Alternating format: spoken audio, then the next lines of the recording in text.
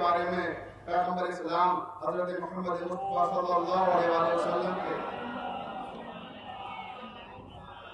جسے میں نے سرنامہ کلام قرار دیا ہے، حسین منی وانا من الحسین، یہ وہ کلمات ہیں جو بچے کو ازبر ہیں، یہ وہ کلمات ہیں جو نقش بر ذہن ہیں، مگر کبھی کبھی ایسا ہوتا ہے جو بہت سامنے کی چیزیں ہوتی ہیں، ہم ان پر اتنا غور نہیں کرتے جتنے غور کا وہ ہم سے مطالبہ کرتی ہیں۔ اسی طرح کی ایک حدیث ہے، اس کے 2 ٹکڑے ہیں، جس میں اللہ کے رسول نے ارشاد فرمایا کہ حسین منی، میں حسین سے ہوں، وانا من الحسین، اور حسین مجھ سے ہے۔ تو اس میں اکثر لوگوں کے ذہن میں یہ سوال اٹھتا ہے کہ رسول سے حسین ہیں، یہ بات تو سمجھ میں آتی ہے، کیوں؟ کیونکہ ہر بڑے سے چھوٹا ہوا کرتا ہے۔ بھئی وہ نبی ہیں، افضل المرسلین ہیں، خاتم النبیین ہیں، یہ نواسے ہیں، لہذا ان سے ہیں، لیکن یہ بات سمجھ میں نہیں آتی کہ حسین سے نبی کس طرح سے ہیں۔ توجہ ہے کہ حسین سے نبی کس طرح سے ہیں، تو آئیے میں یہ سمجھاتا ہوں آپ کو کہ حسین سے نبی کس طرح سے ہیں۔ دنیا کا کوئی بھی تخلیق کا، کسی بھی زبان کا، کسی بھی بھاشا کا، کسی بھی لینگویج کا لکھنے والا ہو، آج اگر وہ زندہ ہے تو صرف اپنی تخلیق کی وجہ سے، اپنے ورک کی وجہ سے، اپنے کام کی وجہ سے۔ مثلا اگر آج ہم میر انیس کا نام عزت و احترام کے ساتھ لیتے ہیں تو اس کا ریزن کیا ہے کہ انیس نے بڑے شاندار مرثیے لکھے، جیسے ایام ازاں کی آمد ہوئی ویسے انیس کے مرثیے پڑھے جانے لگے، ہر طرف انیس کے مرثیوں کا تذکرہ شروع ہو گیا، انیس کا ذکر تازہ ہو گیا۔ تو انیس آج کیوں زندہ ہے؟ اپنے مرثیوں کی وجہ سے۔ آج اگر مرزا غالب زندہ ہے تو کیوں زندہ ہے؟ اپنی غزلوں کی وجہ سے۔ غالب نے ایسی شاندار غزلیں لکھی کہ وہ آج بھی ہمیں ایسا لگتا ہے برسوں گزرنے کے بعد بھی کہ جیسے ہمارے جذبات کی ترجمانی ویسے ہی کر رہی ہے جیسے اس زمانے میں غالب کے جذبات کی ترجمانی کر رہی تھی۔ اور غالب نے ایک اور مفروضہ، ایک اور کلیہ توڑ دیا، وہ یہ کہ ہمارے ذہن میں یہ بیٹھا ہوا ہے کہ ہمارا نام ہماری نسل سے چلتا ہے، ہمارا نام ہمارے بعد ہماری اولاد سے زندہ رہتا ہے۔ غالب نے اسے باطل کر دیا، غالب نے اسے غلط ثابت کر دیا۔ مرزا غالب کو اللہ تعالیٰ نے 7 بیٹے عطا کیے اور 7 بیٹے بچپنے میں مر گئے۔ اس کے بعد بھتیجے عارف کو گود لیا، عارف عالم شباب میں مر گیا، لیکن آج غالب زندہ۔ توجہ میں کیا عرض کر رہا ہوں؟ یہ کلیہ باطل کر دیا کہ ہم سوچتے ہیں ہمارا نام ہمارے بچوں سے چلے گا، ہماری اولاد سے چلے گا، نہیں، اسے غلط ثابت کر دیا۔ اولاد سے نہیں، آپ کی تخلیق سے چلے گا، آپ کی صلاحیت سے چلے گا، آپ کے فن سے چلے گا۔ شیخ محمد ابراہیم ذوق نے کہا تھا کہ اولاد سے تو بس یہی 2 پشت 4 پشت، اولاد سے تو بس یہی 2 پشت 4 پشت، رہتا قلم سے نام قیامت تلک ہے ذوق۔ جو ہمیں کیا عرض کر رہا ہوں، قلم کی طاقت کیا ہے کہ وہ انسان کو قیامت تک کے لیے ایک نئی زندگی دے دیتا ہے۔ اسی طرح سے پنڈت دیا شنکر نسیم آج ہمارے درمیان زندہ ہے تو کیوں زندہ ہے؟ انہی نے مثنوی لکھی لکھنؤ کے حالات سے متعلق گلزار نسیم۔ گلزار نسیم نے پنڈت دیا شنکر نسیم کو آج برسوں گزرنے کے بعد بھی زندہ رکھا۔ کیوں؟ کیونکہ اگر آپ کو لکھنؤ کی تہذیب، لکھنؤ کا کلچر، لکھنؤ کے ملبوسات، لکھنؤ کی غذائیں، اگر یہ سب دیکھنا ہے، اس عہد کو آج کی عہد میں زندہ اور جاوید دیکھنا چاہتے ہیں تو آپ پھر یہ مثنوی پڑھیں۔ اس مثنوی میں ایسا لگے گا جیسے آج نہیں ہم اس زمانے میں سانسیں لے رہے ہیں، اس عہد کا نوابی زمانہ دیکھ رہے ہیں۔ یہ کس کا کمال ہے؟ پنڈت دیا شنکر نسیم کا۔ آج وہ اپنی تخلیق کی وجہ سے، مثنوی کی وجہ سے زندہ ہے۔ مرزا محمد ہادی رسوا آج کیوں زندہ ہیں؟ انہی نے امراؤ جاندا ناول لکھا اور اس ناول نے آج انہیں ایک نئی زندگی دی۔ برسوں ہو گئے مگر آج وہ زندہ ہیں اور ان کا یہ ناول دنیا کی ہر لینگویج میں ترجمہ ہو چکا ہے اور یونیورسٹیز میں نصاب کا حصہ ہے، کورس کا حصہ ہے۔ آپ اردو میں پوسٹ گریجویٹ نہیں کر سکتے جب تک اس ناول کو نہ پڑھیں. تو آج رسوا کو کس نے زندہ رکھا؟ ان کے ناول نے رکھا. اسی طرح سے شیکسپیئر آج ہمارے زمانے میں برسوں گزر گئے، اس کو مرے ہوئے زندہ ہے. کیوں زندہ ہے؟ اس کو اس کے ڈراموں نے زندہ رکھا. ایسے ڈرامے لکھے کہ لگتا ہے جیسے ہماری نفسیاتی زندگی کا محاکمہ کر رہے ہوں. تو آج اگر شیکسپیئر زندہ ہے تو اپنے ڈراموں کی وجہ سے، ملٹن اگر زندہ ہے تو کیوں زندہ ہے؟ اپنی شاعری کی وجہ سے. امرؤ القیس اگر زندہ ہے تو کیوں زندہ ہے؟ اپنی عربی شاعری کی وجہ سے. آج اگر فردوسی زندہ ہے تو کیوں زندہ ہے؟ اپنے فارسی کے شاہنامے کی وجہ سے. میں کس لینگویج کے فنکاروں کا تذکرہ کروں؟ گفتگو کو مکمل کر رہا ہوں اس جملے کے ذریعے سے کہ جتنی بھی زبانیں ہیں دنیا میں اور اس میں جتنے بھی لکھنے والے ہیں، اگر آج وہ زندہ ہیں تو اپنی تخلیقات کی وجہ سے زندہ ہیں، اپنی بکس کی وجہ سے زندہ ہیں، اپنی کتابوں کی وجہ سے زندہ ہیں. اب آئیے میرے ساتھ عالم تصورات میں ایک لائبریری ہے. جتنے لوگوں کے میں نے یہ نام لیے ہیں، ان سب کی تخلیقات، ان سب کی بکس، ان کی کتابیں اس لائبریری کے اندر رکھی ہوئی ہیں. نان پبلش بکس ابھی یہ چھپی نہیں ہے، شائع نہیں ہوئی ہے، لوگوں تک پہنچی نہیں ہے.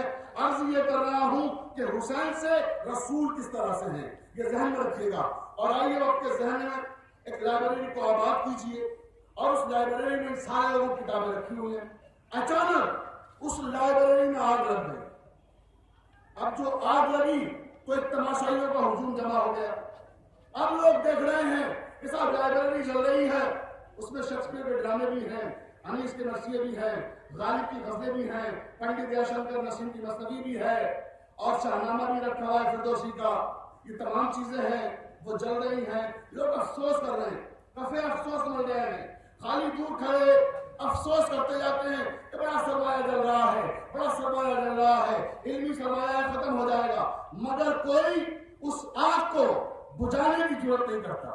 اسی ہجوم میں سے ایک نوجوان نکلا اور اس نے اپنی جان کی بازی لگا کر اس لائبریری کو بچانے کے لیے اس میں گھس کر ان سارے مصوروں کو، ان ساری کتابوں کو سمیٹ لیا اور اپنی جان پر کھیل کر ان ساری چیزوں کو وہ اس آگ سے بچا کر باہر لے آیا. اب ذرا انصاف کے ساتھ بتائیے گا کہ سارا نان پبلش ورک تھا، ابھی چھپا نہیں تھا، آپ تک پہنچا نہیں تھا، تو اب انیس اپنے مرثیوں کی وجہ سے زندہ ہے؟ توجہ چاہ رہا ہوں میں. تو ہر زمین انسان کا نہیں صاحب، اس نوجوان کی وجہ سے زندہ ہے جس نے ان کے مرثیوں کو جلنے سے بچا لیا. اب مرزا غالب اپنی غزلوں کی وجہ سے زندہ نہیں ہے، اس نوجوان کی وجہ سے زندہ ہے جس نے ان کی غزلوں کو جلنے سے بچا لیا. اب مرزا محمد ہادی رسوا اپنے ناول کی وجہ سے زندہ نہیں ہے، اس نوجوان کی وجہ سے زندہ ہے جس نے ان کی ناول کو جلنے سے بچا لیا. اب شیکسپیئر اپنے ڈراموں کی وجہ سے زندہ نہیں ہے، اس نوجوان کی وجہ سے زندہ ہے جس نے ان کے ڈراموں کو جلنے سے بچا لیا. اور ملٹن اپنی شاعری کی وجہ سے زندہ نہیں ہے بلکہ اس نوجوان کی وجہ سے زندہ ہے جس نے ان کی شاعری کو جلنے سے بچا لیا. بس عزیزان محترم یہی معاملہ تھا. 10ویں محرم تھی، 161 ہجری تھی، کربلا کا میدان تھا اور کتب خانہ اسلامی کو یزیدیت کی آگ نے اپنے حصار میں لے لیا تھا. توجہ چاہ رہا ہوں، یزیدیت کی آگ نے اس کتب خانہ اسلامی کو اپنی آگ میں لے لیا تھا جس میں آدم کا علم تھا، جس میں نوح کا علم تھا، جس میں موسیٰ کی ہیبت تھی، جس میں عیسیٰ کا ظہر تھا، جس میں مصطفیٰ کا جمال تھا، جس میں مرتضیٰ کا جلال تھا. یہ ساری چیزیں اس کتب خانہ اسلامی میں تھیں.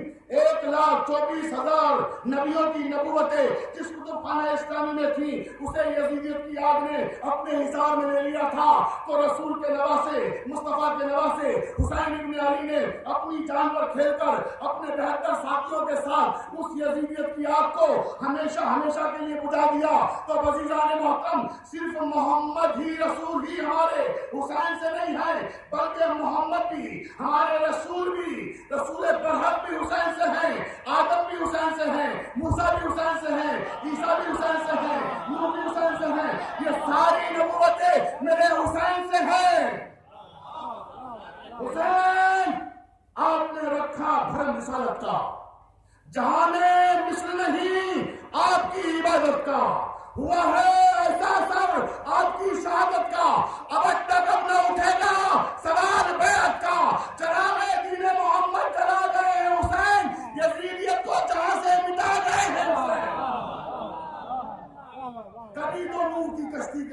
ہے حسین، دل رسول ہے اسلام کی بقا ہے حسین، یزیدیت کے لیے موت کی سزا ہے حسین، وقار سجدہ پیغمبر خدا ہے حسین۔ حسین کیا ہے یہ ہم جیسا کوئی کیا جانے، حسین کیا ہے یہ ہم جیسا کوئی کیا جانے، حسین کو تو نبی جانے یا خدا جانے۔ یہ ہے میرا حسین، اور یہ الحمدللہ آج رپولی کے اس تاریخی قصبے میں مشترکہ تہذیب کا مظاہرہ، جہاں ہندو بھائی بھی میرے، سنی بھائی بھی، شیعہ بھی، تمام مسالک کے لوگ مجتمع ہو کر حسین ابن علی کو خراج عقیدت پیش کر رہے ہیں، تو مجھے اس مرحلے پر ایک شاعر کا شعر یاد آ رہا ہے کہ یہاں نام کی یہ شک نہ قصہ ہے نسب کا، یہ وہ بارگاہ ہے، یہاں نام کی یہ شک نہ قصہ ہے نسب کا، ہندو ہو کہ مسلم ہو وہ غمخوار ہے سب کا۔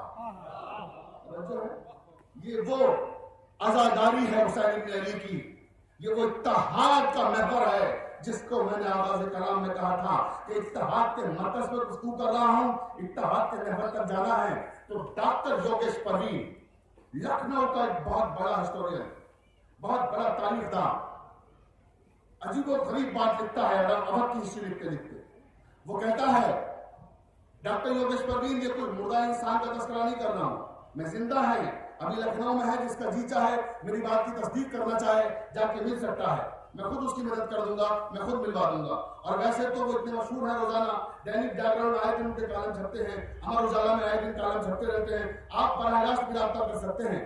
ڈاکٹر یوگیش پروین کہتے ہیں کہ میرے دل میں خیال آیا کہ اس دنیا میں کون ایسی شخصیت ہے کہ جو اتحاد کا مرکز قرار پائے۔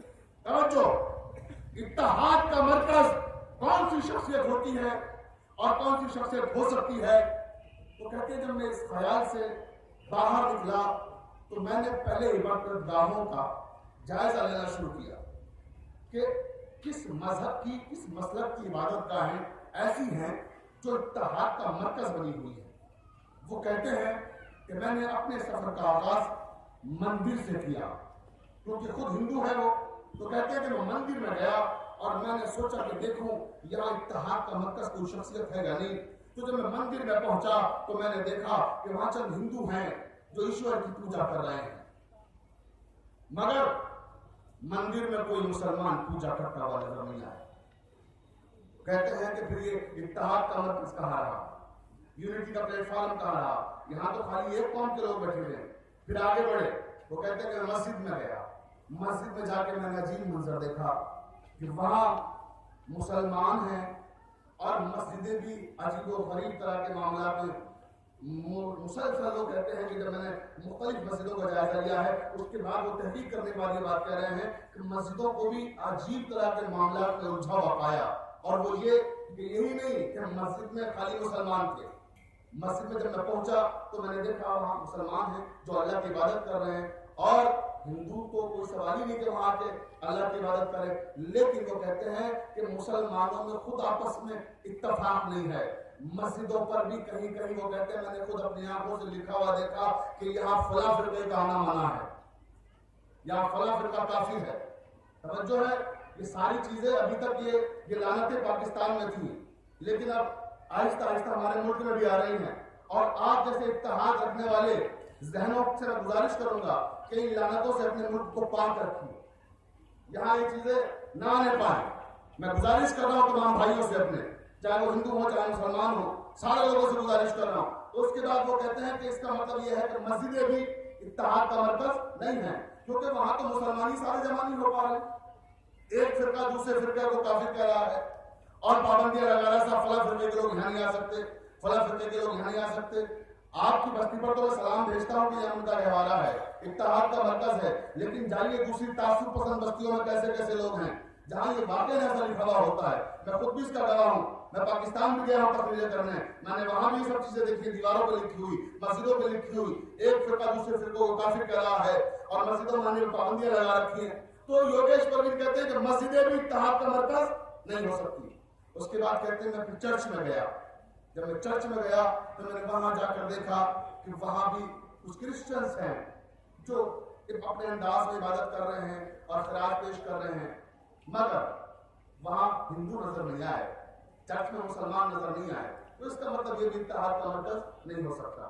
اس کے بعد کہتے ہیں کہ گردوارے میں گیا سرداروں کے یہاں، شاید وہاں اتحاد کا مرکز ہو۔ جب وہاں پہنچا تو وہاں بھی میں نے یہی دیکھا کہ وہاں بھی صرف اور صرف سردار ہیں، وہاں نہ کوئی مسلمان ہے، نہ کوئی عیسائی ہے، نہ کسی دوسرے مذہب کا ماننے والا ہے، فقط ایک مذہب کے لوگ ہیں، وہ گردوارے میں بیٹھ کر اپنی عبادت کر رہے ہیں، پوجا کر رہے ہیں۔ لیکن اس کے بعد کہتے ہیں جب میں ہر طرف سے مایوس ہو گیا تو میرے ذہن میں ایک اجالے کی، ایک امید کی کرن چمکی اور کہا مایوس کیوں ہوتا ہے یوگیش پروین؟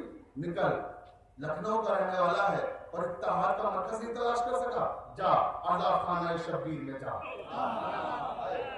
توجہ چاروں، جا عذاب خانہ شبیر میں جا، وہاں جا کر دیکھ، وہاں ہندو بھی ملے گا، وہاں سنی بھی ملے گا، وہاں شیعہ بھی ملے گا، وہاں کرسچن بھی ملے گا، سردار بھی ملے گا۔ تب وہ کہتے ہیں کہ مسجد و دیر و کلیسا نہ کبھی ایک ہوئے۔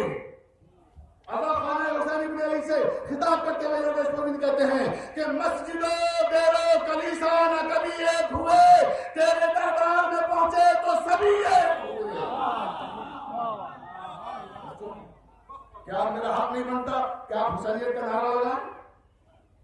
یہ بھی مجھے کہنا پڑے گا، تو چلیے میں ہی ابتدا کرتا ہوں۔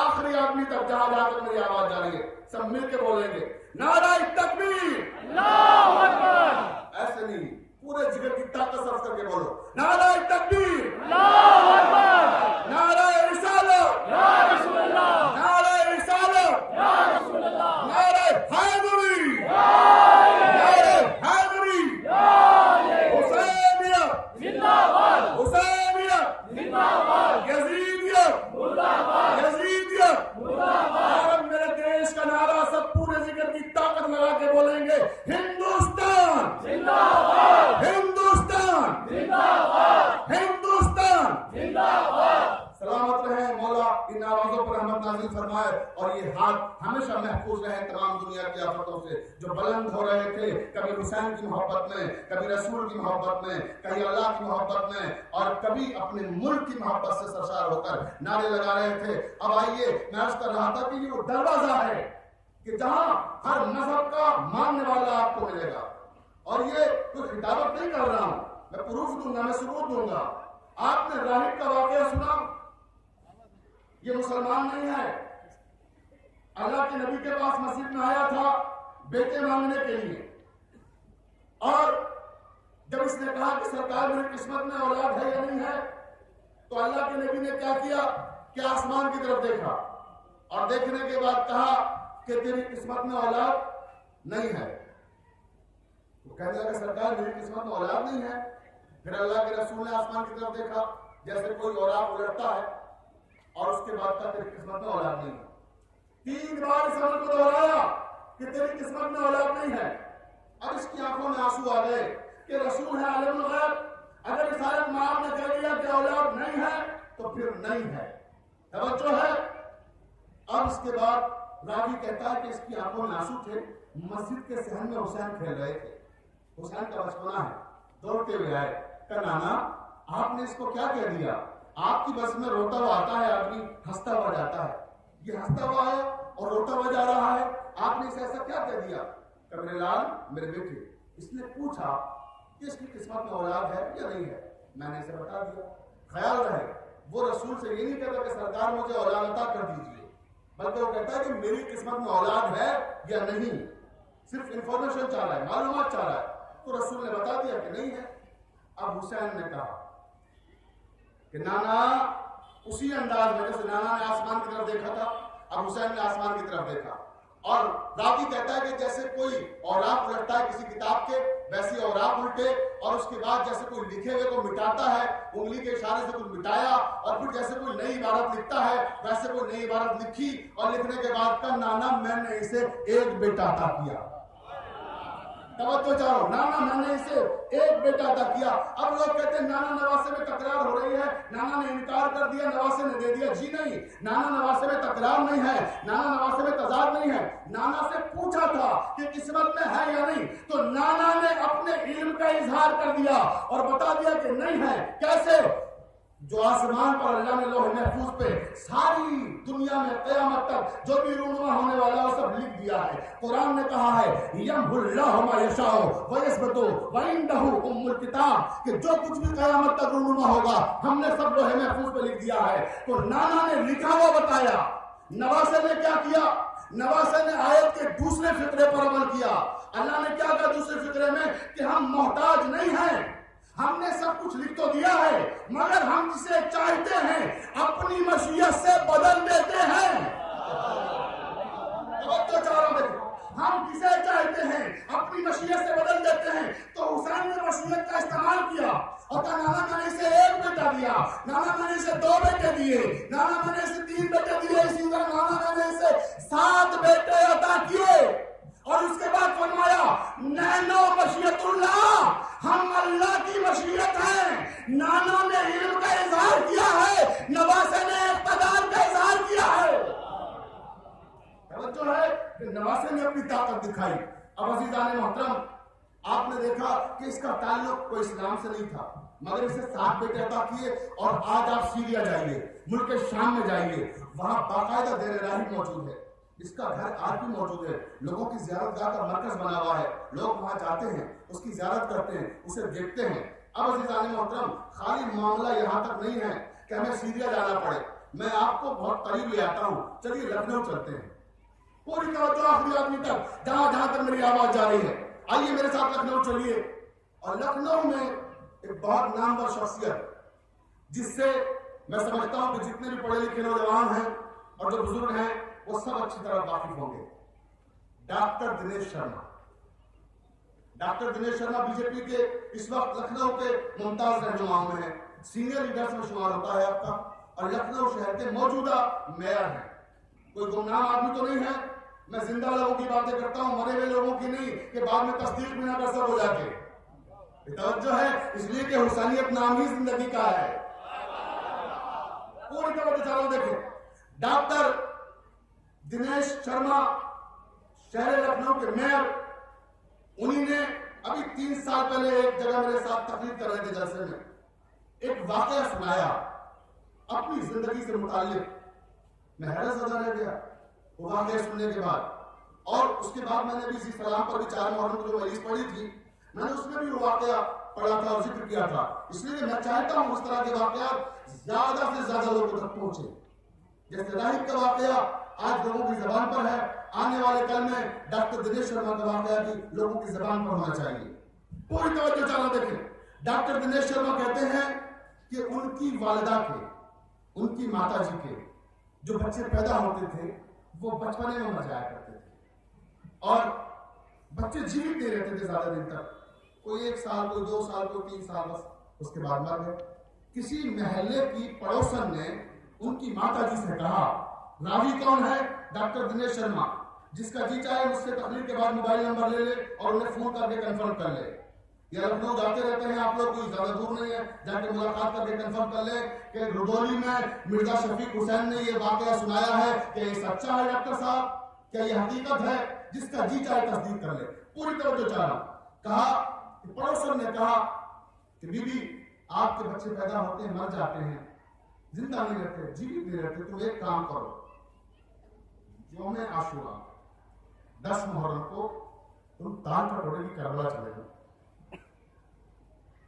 اور وہاں جا کر امام حسین کے روزے کے سامنے, زری کے سامنے کھڑے ہو کر تم دعا مانگنا مولا سے کہ مولا جو بچہ اب میرے شکم میں ہے, جو ہونے والا ہے, جب یہ ہوگا تو میں اسے آپ کی غلامی میں دے دوں گی, آپ کی نوکری میں دے دوں گی, اور مولا میرے سارے بچے مر گئے, مر جاتے ہیں, خدا کے لیے اس بچے کو زندگی دے دیجیے. اب وہ ڈاکٹر دنیش شرما کہتے ہیں کہ میری ماں نے اس کی بات کو سنا, اور اس کے بعد جب میں ان کے شکم میں آیا اور محرم کی 10 تاریخ آئی تو وہ کربلا میں پہنچ گئی. تال کٹورے کی کربلا میں جا کے ڈاکٹر دنیش شرما کی ماں کہتی ہیں کہ آقا حسین میرے شکم میں جو بچہ ہے, میرے بچے پیدا ہوتے مر جاتے ہیں, آقا میں یہ بچہ آپ کی غلامی میں دیتی ہوں, مجھے نہیں معلوم کہ یہ بیٹا ہے یا بیٹی, یہ جو بھی ہے وہ آپ کا ہے, اگر بیٹی ہے تو آپ کی داسی ہے, بیٹا ہے تو آپ کا داس ہے، میں آپ کو بخشتی ہوں اسے اور اسے ہدیہ کرتی ہوں آپ کو، آقا یہ بچہ آپ کا ہے۔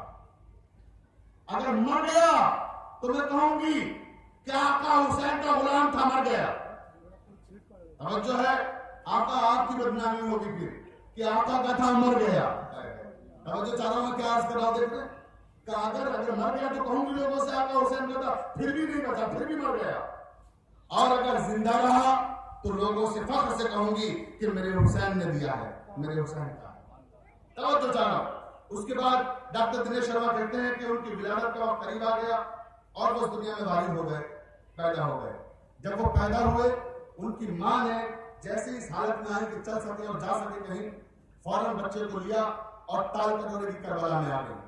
ٹال کٹورے کی کربلا میں آ کر ماں نے اپنے بچے کو امام کی زری کے سامنے رکھ دیا اور کہا کہ آقا حسین میں نے یہ آپ سے مانگا تھا اور آپ کو دے کر جا رہی ہوں، کیونکہ میں نے وعدہ کیا تھا کہ جو بھی ہوگا، اگر بیٹا ہوگا تو بھی آپ کا غلام ہے، بیٹی ہوگی تو آپ کی کنیز ہے، لہذا آپ سے مانگا، آپ کو نذر کر کے جا رہی ہوں، گروی کر کے جا رہی ہوں، اب یہ جیے گا تو آپ کا، مرے گا تو آپ کا۔ یہ کہہ کر ماں کربلا میں چھوڑ کے چلی گئی۔ ڈاکٹر دنیش شرما کہتے ہیں کہ کربلا میں ماں نے چھوڑ دیا مجھے، آ گئی گھر۔ اس کے بعد کچھ گھنٹے کے بعد ان کی موسی، ان کی خالہ کربلا ٹال کٹورا گئی، اور جب وہ وہاں پہنچی تو انہوں نے آقا حسین کے روزے کے سامنے ہاتھ پھیلائے اور کہا کہ آقا حسین آپ نے یہ بچہ میری بہن کو دیا اور میری بہن آپ کو ہدیہ کر گئی، آپ کی بارگاہ میں آگے گروی رکھ گئی، آقا اب میں اسے پالنے کے لیے بھیک میں آپ سے لے کر جا رہی ہوں، میں اسے پالنے کے لیے بھیک میں آپ سے لے کر جا رہی ہوں، یہ پالوں گی میں، مگر بچہ آپ کا ہے، نوکر آپ کا ہے، خادم آپ کا ہے، یہ کہہ کر لے آئی۔ اس کے بعد ڈاکٹر دنیش شرما کہتے ہیں کہ میں اپنی ماں کی وہ سنتان ہوں کہ جو مجھ سے پہلے سالے مر جایا کرتے تھے، سارے کے سارے مر گئے بچے، لیکن کوئی نہیں جیا مگر میں جیوت ہوں اور لکھنؤ کا میئر ہوں۔ جو ہے یہ ہے حسینیت، یعنی اگر دائے حسین پر سچے دل سے آؤ گے تو ہندو ہو، مسلمان ہو، کسی مذہب کے ماننے والے ہو، کسی مسلک کے ماننے والے ہو، یہاں زندگیاں ملیں گی۔ دائے حسین پہ ملتے ہیں ہر خیال کے لوگ، یہ اتحاد کا مرکز ہے آدمی کے لیے، جو ہے یہ اتحاد کا مرکز ہے آدمی کے لیے۔ تبھی تو علامہ اقبال نے کہا تھا کہ ان کے زیرتے گوید لا الہ، ان کے خونش گوید لا الہ، ان کے بخشت بے یقینہ لا یقین، ان کے لذل سجود و زمین۔ میرا سلام اور حسین ابن علی پر، علامہ اقبال کہتے ہیں، کس حسین ابن علی پر؟ جس نے تہے تیغ بھی لا الہ الا اللہ کی آواز بلند کی۔ میرا سلام اور حسین ابن علی پر جس کے لہو سے لا الہ الا اللہ نے نمو پائی۔ کہتے ہیں میرا سلام اور حسین ابن علی پر جس نے بے یقینوں کو یقین کی دولت سے مالا مال کر دیا۔ میرا سلام اور حسین ابن علی پر کہ جس کے شہدے سے کربلا کی زمین کانپنے لگی۔ تو صحبان حسین ابن علی یہ ہے حسین جن کے لیے علامہ اقبال نے صرف فارسی میں نہیں، اردو میں تو عجیب مارکے کا شعر کہہ دیا۔ آج آپ چہلوں منا رہے ہیں، بس اب میں فقط 5 سال میں لوں گا کیونکہ مجھے اس کے بعد لکھنؤ میں 3 مہینے سے جا کے پڑھنا ہے۔ معذرت چاہوں گا گفتگو سمیٹ رہا ہوں وقت کی کمی کی وجہ سے، لیکن ایک بہت اہم میسج دینا چاہ رہا ہوں، ایک بہت اہم بات آخر میں اپنے تمام بھائیوں کے لیے کہ چہلوں کا جلوس ہے اور آپ یہاں امام حسین کے چہلوں کے سلسلے میں جمع ہوئے ہیں۔ کربلا میں کل چہلوں کے موقع پر 4 کروڑ سے زیادہ لوگ شریک ہوئے، یہ میڈیا کی رپورٹ ہے۔ توجہ ہے، کتنے؟ 4 کروڑ لوگ کربلا میں تھے امام حسین کا چہلوں منانے کے لیے، جو وہاں جمع ہوئے تھے۔ اور یہ ذرا سا موازنہ نہیں کر رہا ہوں، ایک سوال قائم کر رہا ہوں کیونکہ علامہ اقبال کا شعر اسی تعلق سے ہے کہ حج میں کتنے لوگ جاتے ہیں صاحب؟ میں تمام بھائی بتائیں، 24 لاکھ لوگ تھے۔ 24 لاکھ لوگ کہاں تھے؟ مکہ معظمہ میں۔ کہاں سے آئے تھے؟ پوری دنیا سے آئے تھے. پوری دنیا سے تمام مسلمانوں کے جب مسالک جمع ہوئے تو 24 لاکھ تھے. توجہ میں کیا عرض کر رہا ہوں. کربلا میں 4 کروڑ تھے, وہاں 4 کروڑ اور وہاں 24 لاکھ. اور اس موقع پر علامہ اقبال کے شعر سنیے. اقبال نے کہا تھا آیا سر شہادت کی اگر تفسیر ہو جائے, آیا سر شہادت کی اگر تفسیر ہو جائے مسلمانوں کا کعبہ. توجہ ذرا دیکھیں, آیا سر شہادت کی اگر تفسیر ہو جائے مسلمانوں کا قبلہ روضہ شبیر ہو جائے.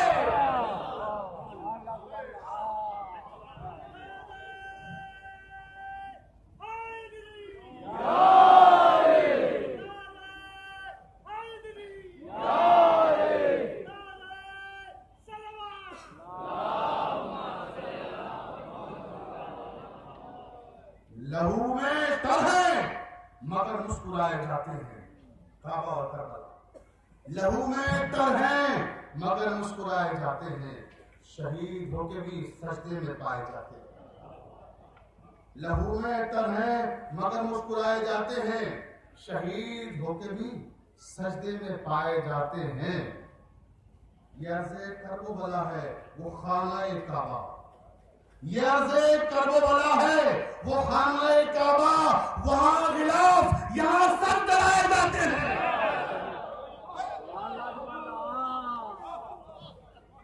یہ ہے کربلا. عزیزو بس اب دامن وقت میں گنجائش نہیں ہے. ولا تحسبن الذین قتلوا فی سبیل اللہ امواتا بل احیاء عند ربهم یرزقون. پروردگار نے کہا تھا کہ شہید کبھی مر نہیں سکتا, شہید ہمیشہ زندہ رہتا ہے. میرے عزیزوں, قرآن کی آیت کو تعبیر کہاں سے لاؤ گے؟ قرآن نے دعویٰ کیا ہے کہ شہید کبھی مرتا نہیں ہے, اور جو اللہ کی راہ میں شہید ہو جائے اسے کبھی مردہ نہ تصور کرنا, وہ اللہ کے یہاں سے رزق پاتا ہے. تو کوئی ایک نام بتاؤ جس کے ذریعے سے ثابت کر سکو کہ شہید زندہ ہے. سلام بھیجو حسین پر کہ حسین ابن علی نے قرآن کی اس آیت کی آبرو بچا لی اور قرآن کے اس دعوے کو نو کے نیزہ پر جا کر سچ ثابت کر دیا. تلاوت قرآن کر کے بتا دیا کہ شہید کبھی مر نہیں سکتا, شہید ہمیشہ زندہ رہتا ہے. بس عزیزان مظلوم کربلا, سروران امام حسین, فقط چند جملے مسائل کے کہہ کر میں اس تقریر کو ختم کر رہا ہوں. مجھے جو پیغام دینا تھا, جو مجھے میسج دینا تھا وہ میں نے دیا. بس ایک منظر دیکھیں کہ کس مظلوم کا آپ چہلم منا رہے ہیں. روایت کے جملے ہیں کہ جب وہ حسین ابن علی 71 لاشیں اٹھا چکے تو کربلا کے میدان میں ایک آواز گونجی. ذرا میں اپنے سارے ہندو بھائیوں سے, سارے مسلمان بھائیوں سے کہوں گا کہ اپنے ذہن میں ایک ایسی شخصیت کو لاؤ کہ جو 71 لاشیں ایک دن میں اٹھائے, جس نے جوان بیٹے کا لاشا اٹھایا ہو, جس نے جوان بھتیجے کا لاشا اٹھایا ہو, جس نے بھانجوں کے لاشے اٹھائے ہو, جو جوان بھائی کے بازو اٹھا کے لایا ہو, جس نے 6 مہینے کے بچے کے گلے سے تیر نکالا ہو. ذرا تصور کیجئے جب وہ میدان جنگ میں جائے گا تو اس کا حال کیا ہوگا. راوی کہتا ہے ایک آواز گونجی اور وہ آواز یہ تھی, یا زینب, یا کلثوم, یا رقیہ, یا ام فروا, علیکن منی السلام. اے بیبیوں تم سب پر میرا السلام آخر ہو. جیسے یہ آواز گونجی خیمے میں کوہرام پپا ہو گیا. بیبیاں رونے لگیں, بیبیاں گریہ کرنے لگیں. حسین خیمے میں آئے. اب راوی کہتا ہے کہ بار بار امام خیمے میں آتے تھے, بار بار خیمے سے باہر نکلتے تھے. جب میدان میں جانا چاہتے تھے بیویاں آبا کا دامن پکڑ لیتی تھیں, بچے قبا کا دامن پکڑ لیتے تھے. شبیر برآمد ہوئے یوں خیمے کے در سے جس طرح نکلتا ہے جنازہ کسی گھر سے. عزادار اس انداز میں حسین خیمے سے باہر آئے, اب زلجلہ کے قریب آئے, زلجلہ پہ سوار ہوئے اور چاہتے ہیں کہ میدان جنگ میں جائیں, لیکن زلجلہ آگے نہیں بڑھتا. مہمیز کر رہے ہیں, زلجلہ کھڑا ہوا ہے, آواز دی ہے میرے لانا کے زلجلہ, بس آخری زحمت ہے, اتنا ساتھ دیا ہے, ذرا مقتل تک اور پہنچا دے. زلجلہ نے گردن اٹھائی اور زبان بے زبانی سے وہ اشارہ کیا. اب جو امام حسین نے قدموں کی طرف دیکھا تو کیا دیکھا؟ امام حسین کی 4 برس کی بچی زلجنا کے قدموں سے لپٹی ہوئی فریاد کر رہی تھی، اے میرے بابا کے زلجنا، میرے بابا کو مقتل میں نہ لے کر جا، جو مقتل میں گیا واپس نہیں آیا، میرا بھائی گیا واپس نہیں آیا، میرے چچا گئے واپس نہیں آئے، میرا اصغر گیا واپس نہیں آیا.